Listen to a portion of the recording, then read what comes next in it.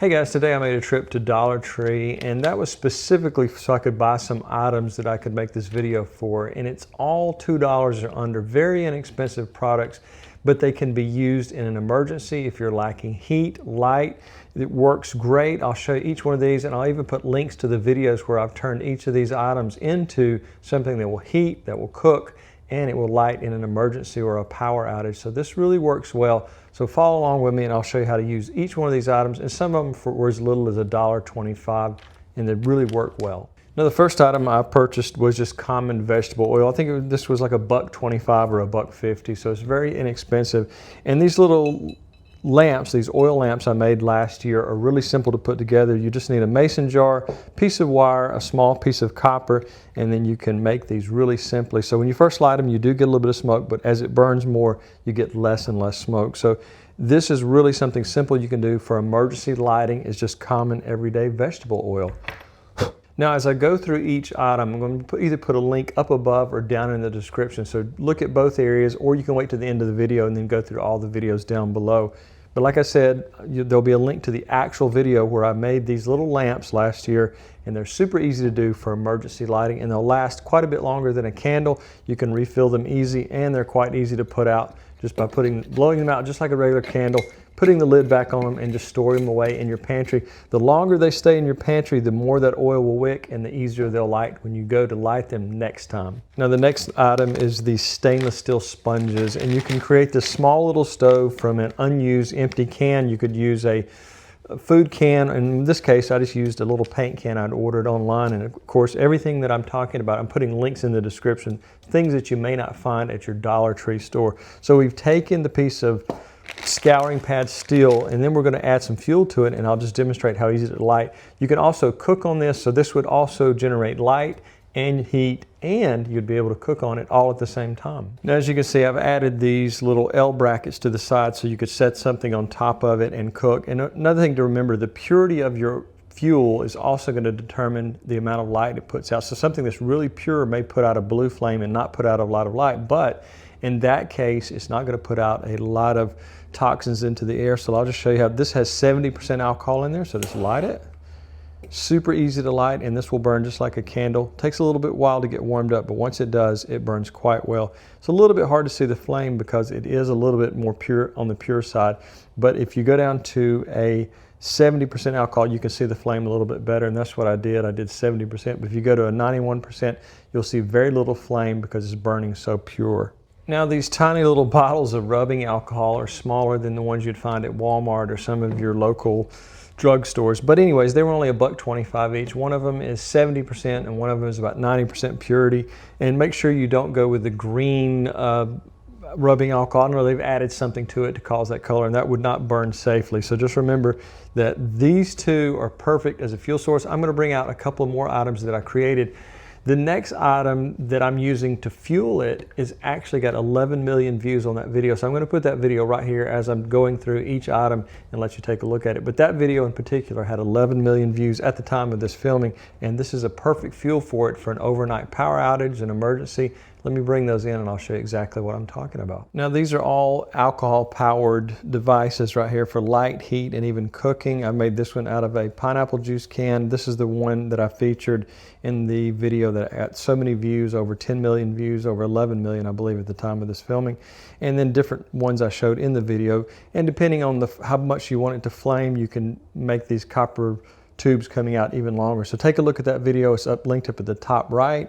But these are super simple to make, and they will burn any type of alcohol. I always recommend, if you want the purest form of alcohol, try denatured alcohol rather than some of these, but this is still safe to use as long as it has the proper detection equipment. So recently I made a video about using an Altoids can and charcoal and making it into an alcohol burning stove. Also, you can use something like this little micro stove here I made in the past.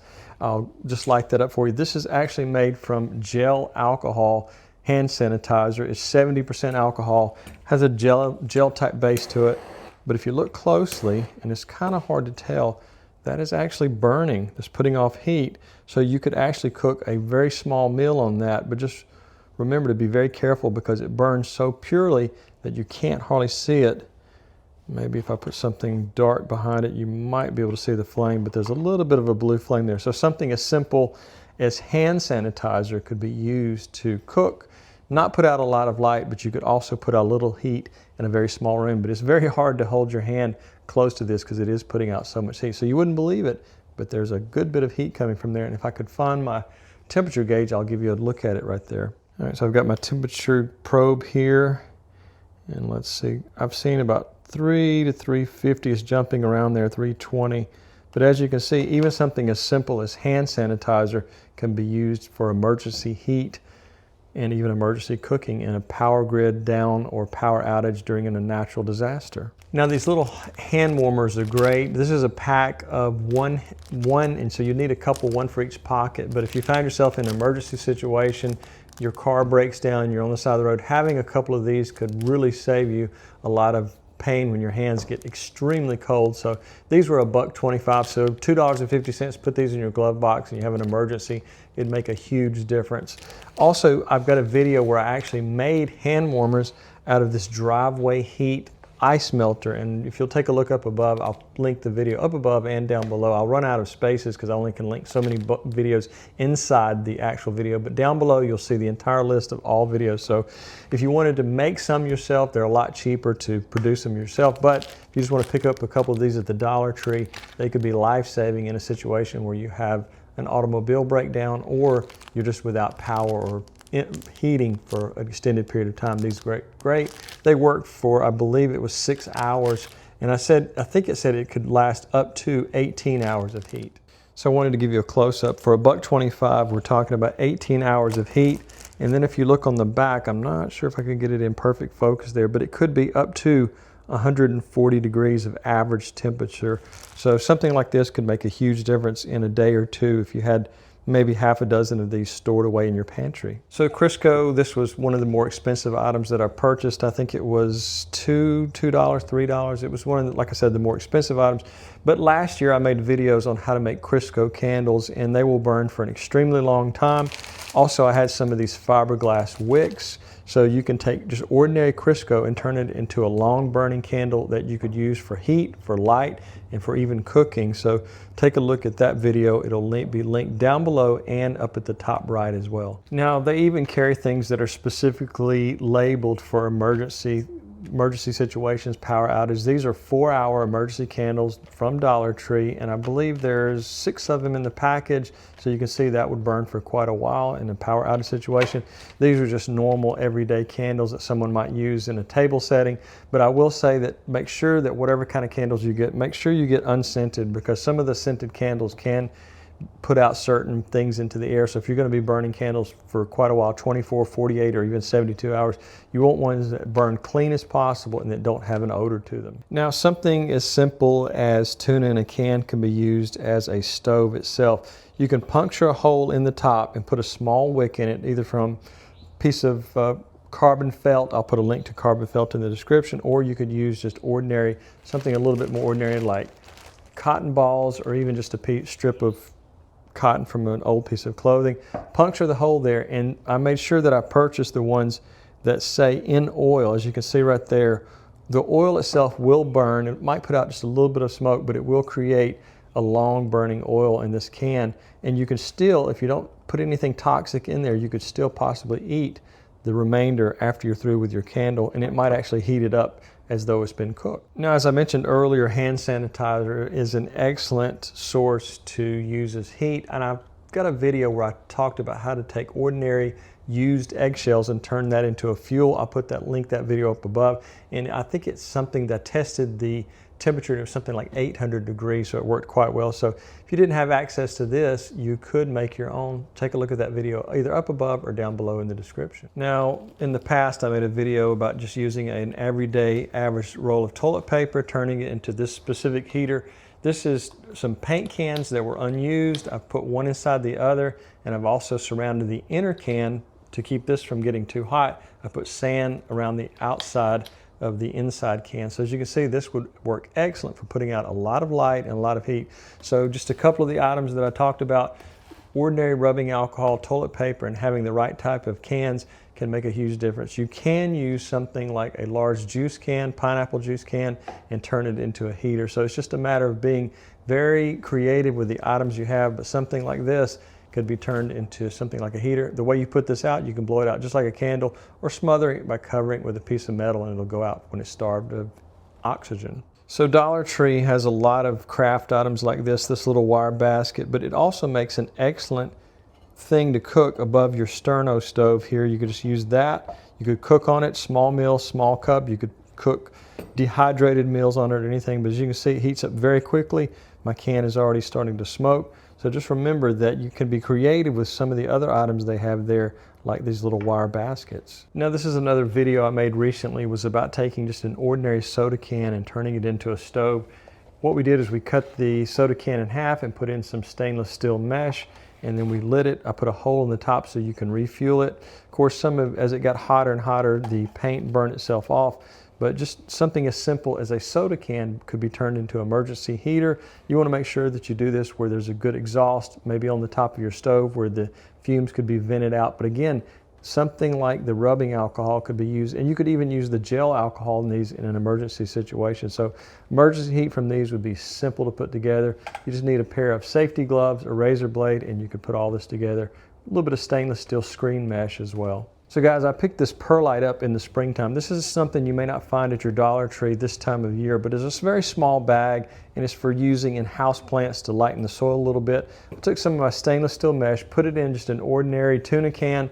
You can light this, you can cook on it, and it puts out light, heat, and it works great. So that something as simple as that can be turned into heat, light in an emergency situation. Now, something as simple as Vaseline and cotton balls can also be used as an emergency fire starter. You can take a pair of kitchen gloves and mix these two together, put a lot of Vaseline on each one, then put it inside of a sandwich bag and store it away. It makes a great outdoor emergency fire starter for campfires. If you're on a camping trip or something like that and you have a lot of wet tinder and wet wood, these are excellent for starting fires. So this tiny little bottle, which was, I think it was $1.75, something like that. It wasn't very much. And just a $1 bag of cotton balls can be used for emergency situations. So I didn't want to leave out camping because it's one of my favorite things to do, camping and hiking. So having something like this makes an excellent emergency fire starter when you have a lot of wet tinder and nothing else will start your fire for you. Now, although my local Dollar Tree did have candles, you can use something like this in their crafting area as a wick. You can take this apart. If you unravel this, you could turn it into quite a bit of wicks. So you could soak this in some rubbing alcohol and make quite a few of those candles from the mason jars and use these as wicks. And this is actually something else I purchased.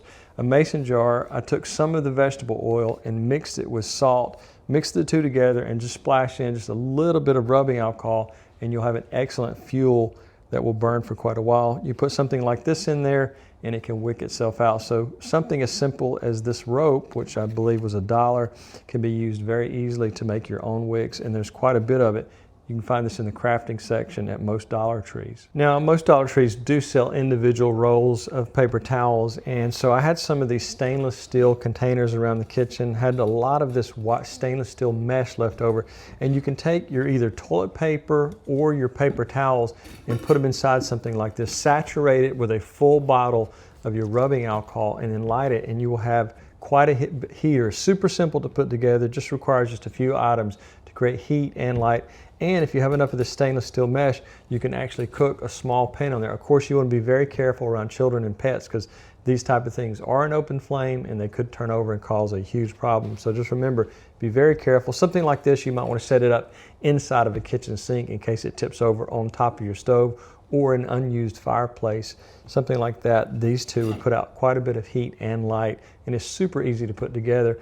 The paper towels will not burn up because it's actually using the alcohol as fuel. So it may take 2 or even 3 bottles of the rubbing alcohol to work, but once it gets burning well, it will put out a huge amount of heat. So guys, I probably just scratched the surface. There's probably quite a few other items that you could creatively put together to create heat, light, and cook in an emergency situation. Or if you're like me, you enjoy hiking and camping, you could repurpose some of those items and use it on the trail. So Take a look at the two videos at the end of this video. I'll put them on the end screen. They call those cards. I'll put those up there so you can see the two of the heater type videos that I enjoy making the most. But Dollar Tree is super inexpensive. It's really one of the best places to shop for items like this that you could put away in your pantry and just forget about them until you have an emergency, and then you'll know they were there. I think everything today was around $20, so it wasn't very expensive at all. And that was just so I could show you, you could go over there and probably spend $5 and have an emergency heater